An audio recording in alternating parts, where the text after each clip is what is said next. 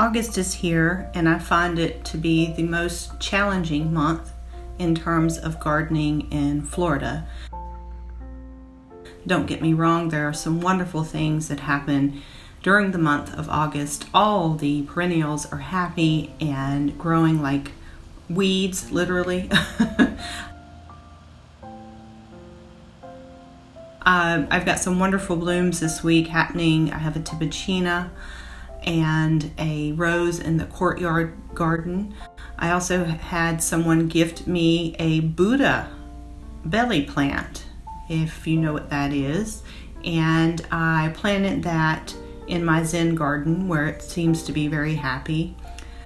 But I also let some things go, and if you don't keep up with your garden in the summer in Florida, things can go crazy. So I am going to be tackling for the next couple of weeks my moon garden.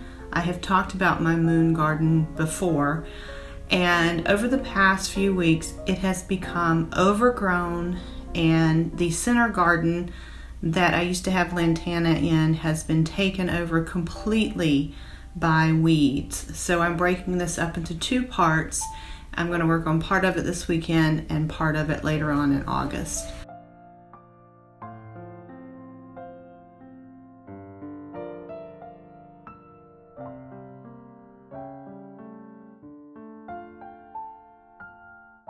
So on Saturday, what I did is I focused just on the weeds and the cutting back, and you can see that I spent a great deal of time, over an hour, pulling weeds by hand.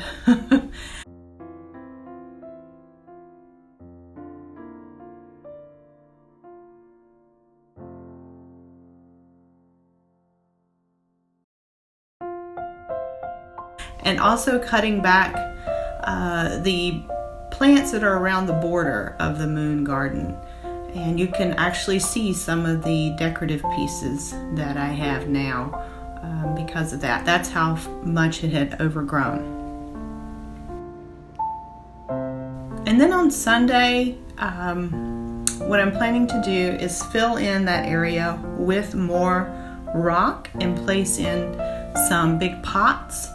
And we did buy some rock this weekend and lay it down, but you can see that it is not nearly enough. So we're going to have to revisit that next weekend and finish that part of the project up.